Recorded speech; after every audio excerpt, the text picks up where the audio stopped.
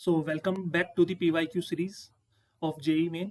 तो यहाँ पर हमारा पहला क्वेश्चन जो है आज की सीरीज में वो क्या है। In an electromagnetic system the quantity representing the ratio of electric flux and magnetic flux. देखो बहुत ध्यान से समझना है, एक क्वांटिटी है, जो क्वांटिटी बेसिकली मैं क्यू मान लेता हूँ उस क्वांटिटी को, ठीक है। तो ये किसके बराबर है? It is the ratio of electric flux and magnetic flux, ये बोल रखा है। और उस क्वांटिटी की डायमेंशन किसके बराबर है? उस क्वांटिटी की डायमेंशन है m की पावर p, l की पावर q, t की पावर r और a की पावर s, ठीक है। तो आपको बताना है q और r की वैल्यू कितनी होगी। चलो देखते हैं। देखो इलेक्ट्रिक फ्लक्स जो होता है, इलेक्ट्रिक फ्लक्स का फॉर्मूला क्या होता है? सबसे पहले तो यहाँ पे जो है वो फॉर्मूलाज बहुत इंपॉर्टेंट है, फॉर्मूलाज ध्यान रखने पड़ेंगे, ठीक है। अगर हम बात करें इलेक्ट्रिक फ्लक्स के डायमेंशन की, तो फाई इज इक्वल्स टू क्या होता है? इलेक्ट्रिक फ्लक्स को फाई से डिनोट करते हैं, ठीक है। और मैग्नेटिक फ्लक्स को किससे डिनोट करते हैं? मैग्नेटिक फ्लक्स को देखो, जैसे इलेक्ट्रिक फ्लक्स है तो फ्लक्स को फाई से डिनोट करते हैं, तो फाई ई हो गया। और मैग्नेटिक फ्लक्स है तो ये फाई बी हो जाएगा, ठीक है, या फाई एम भी लिख सकते हो। ये किसके बराबर होता है? ई एन टू ए के। देखो बिल्कुल बेसिक जो है चैप्टर पढ़ा है आपने, तो आपको पता होगा फाई क्या होता है। अगर आप PYQ की सीरीज देख रहे हो, इसका मतलब ये है कि आपने चैप्टर पढ़ा है। बिना चैप्टर पढ़े तो क्वेश्चन सॉल्व नहीं होंगे। तो चैप्टर में आपने पढ़ा होगा फ्लक्स जो होता है वो किसके बराबर होता है? Electric field into area of cross section, तो ई इनटू ए आ गया। अब जो ई होता है, ठीक है, इलेक्ट्रिक फील्ड की डायमेंशन कैसे निकलेगी? इलेक्ट्रिक फील्ड के फॉर्मूला से। इलेक्ट्रिक फील्ड का फॉर्मूला क्या होता है? फोर्स अपॉन चार्ज, ठीक है। फोर्स किसके बराबर होता है? ML T-2, और चार्ज होता है AT के। तो यहाँ से इलेक्ट्रिक फील्ड की डायमेंशन आ जाएगी कितनी?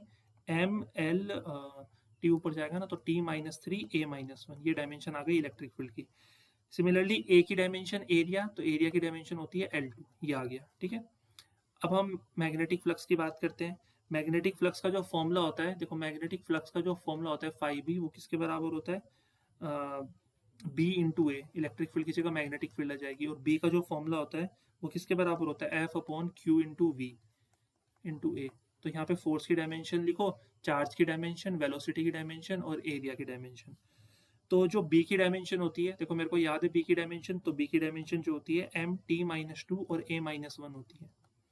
सबसे पहला जो 11th क्लास में फिजिक्स में पहला चैप्टर पढ़ा है, उसमें सबसे पहले डायमेंशन निकालना ही आपने सीखा होगा, ठीक है। डायमेंशन निकालने के लिए सिर्फ फॉर्मूला पता होना चाहिए। बाकी एरिया तो हमारा L2 होता ही है, ठीक है। L2 हो जाएगा। अब इसको अगर हम प्रॉपर तरीके से कैंसिल आउट करके लिखें, देखो L2 से तो L2 कैंसिल हो गया, ठीक है। A-1 से A-1 कैंसिल हो जाएगा, हो जाएगा। अब ये कैंसिल वैंसिल करके कितना बचेगा? ये m से m कैंसिल हो गया, तो इसका मतलब m तो हमारा 0 हो गया, L1 है हमारा, ठीक है। M0 हो गया, L1 हो गया, और T ये ऊपर जाएगा तो -3 + 2 -1, तो T-1 हो जाएगा, और A अगेन 0 हो जाएगा। तो अगर मैं इसको कंपेयर करता हूँ इन दोनों को, तो यहाँ से मेरे को क्या चाहिए? Q और R चाहिए। तो Q कितना आ गया? Q हमारा 1 आ गया, और R कितना आ गया? R हमारा -1 आ गया। तो 1 और -1 विच इज़ ऑप्शन डी। तो option D is our correct answer. तो इस तरह से जो है हमें क्वेश्चंस जो है वो पकड़ने, क्वेश्चंस जो है वो करने हैं, ठीक है। नेक्स्ट क्वेश्चन पे चलते हैं। देखो नेक्स्ट क्वेश्चन ये नेक्स्ट क्वेश्चन है हमारा 3 अप्रैल इवनिंग शिफ्ट जेई मेन 2025। अभी लेटेस्ट ही क्वेश्चन है। लिस्ट दे रखी है दो, हमें मैच द फॉलोइंग वाली गेम खेलनी है, ठीक है। तो इन चारों में से सबसे पहले उसको उठाना है। वैसे तो देखो वहाँ पे मैच करने के लिए ऐसा नहीं बोलेंगे कि मैच करो, वहाँ पे ऑप्शंस भी गिवन होंगे कि लेट्स से इसका नाम दे देंगे ए, इसको नाम दे देंगे बी, इसको नाम देंगे सी, इसको नाम देंगे डी, इसको नाम देंगे 1 2 3 4। फिर ऑप्शन इस तरह से गिवन होंगे कि ए का 3 है, बी का 1 है, सी का 4 है, इस तरह से 4 ऑप्शन गिवन होंगे, ठीक है। तो कोई भी एक टिक करना है हमें। तो यहाँ पे मैंने वो लिखा नहीं, उसका करना सीखते हैं। देखो चारों में से सबसे पहले उसको पकड़ना है जिसका फॉर्मूला आपको अच्छे से याद हो, या जिसकी डायमेंशन आपको बहुत अच्छे से जो है वो याद हो। तो सबसे पहले बात करते हैं बोल्ट्जमैन कांस्टेंट की। बोल्ट्जमैन कांस्टेंट के फॉर्मूला की अगर हम बात करें, ठीक है, बोल्ट्जमैन कांस्टेंट को हम के से डिनोट करते हैं। तो इसके फॉर्मूला की बात करें तो क्या होता है? पीवी अपॉन एन टी, ठीक है। एन कैपिटल एन लिख लो, एन टी इस तरह से। तो पीवी क्या होता है? वर्क डन, तो ये होता है ML2 T-2। और एन की तो कोई डायमेंशन नहीं है, कांस्टेंट है। टी टी का मतलब क्या है यहाँ पे? टेम्परेचर, टाइम नहीं है, टेम्परेचर है, ठीक है। तो केल्विन आ जाएगा। तो इसकी डायमेंशन कितनी हो जाएगी, ml2 t-2 और k-1, कौन सी वाली हो जाएगी, ये हो जाएगी थर्ड, ठीक है। तो बोल्ट्जमैन कांस्टेंट एक ही हो गई हमारी third. Then coefficient of viscosity, देखो कोफिशिएंट ऑफ विस्कोसिटी की अगर हम बात करें तो आपने इसको डिनोट करते हैं हम किससे, इस तरह से। तो आपने एक फॉर्मूला पढ़ा होगा स्टोक्स लॉ में, ठीक है। फॉर्मूला क्या था, F इज इक्वल्स टू 6 पाई, इस तरह से, ठीक है। तो अगर मेरे को कोफिशिएंट ऑफ विस्कोसिटी की डायमेंशन निकालनी है तो ये हो जाएगा F अपॉन 6 पाई RV। तो फोर्स की डायमेंशन तो देखो आपको पता ही है, फोर्स की डायमेंशन क्या होती है, ml-t-2। 6 पाई तो कांस्टेंट है, r की डायमेंशन l, और वेलोसिटी की क्या होती है, lt-1। तो अगर मैं इसको सॉल्व करता हूँ तो l से तो l कैंसिल हो गया, तो ये जाएगा m l-1 और ये t ऊपर जाएगा तो t-1, तो m l-1 t-1, तो ये हो गया हमारा ऑप्शन नंबर 4।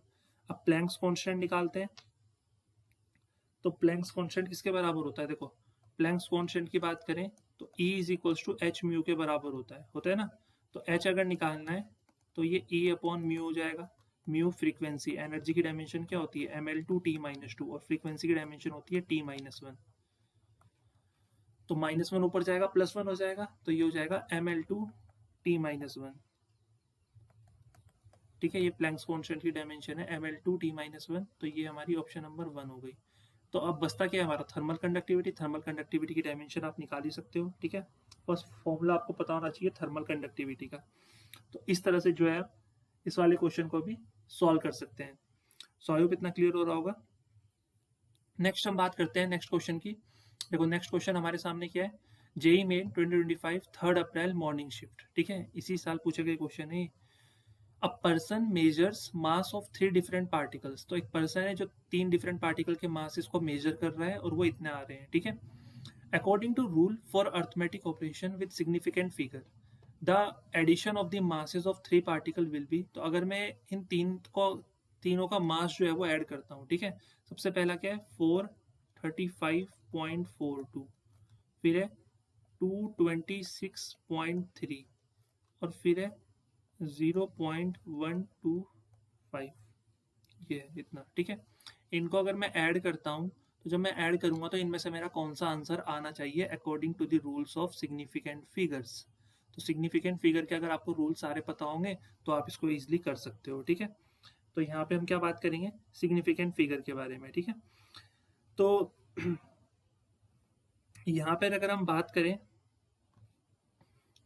इनको अगर हम ऐड करें तो कितना आएगा, ये तो 5 आ जाएगा, ये 4 आ जाएगा, और 4 और 5 6 7 8, और ये 1 और ये 6 और ये 6, तो ये आ रहा है 661.845, ठीक है। तो अगर हम डायरेक्ट ऐड करके देखें तो हमारा ऑप्शन ए भाई सही जा रहा है। बट हमें ये ध्यान देना है कि जब हम अलग अलग क्वांटिटीज को ऐड करते हैं तो उनके सिग्निफिकेंट फिगर हमें चेक करने हैं, ठीक है। तो इसमें कितने सिग्निफिकेंट फिगर है, 1 2 3 4 5, तो 5 सिग्निफिकेंट फिगर है। इसमें कितने सिग्निफिकेंट फिगर है, 1 2 3 4, क्योंकि 0 थोड़ी ना था, 226.3 था, तो 4 सिग्निफिकेंट फिगर है, ठीक है। और इसमें कितने सिग्निफिकेंट फिगर है, 4 सिग्निफिकेंट फिगर है,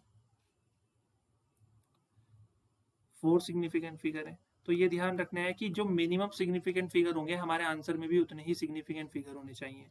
तो अगर मैं 4 सिग्निफिकेंट फिगर में आंसर लिखना है तो 661.8 तक ही मेरे को आंसर को जो है वो छोड़ना पड़ेगा। तो इतने ग्राम जो है वो मेरा आंसर आ जाएगा, तो 661.8 जो है वो आंसर हो जाएगा हमारा। सो आई होप इतना क्लियर हो गया होगा, ठीक है।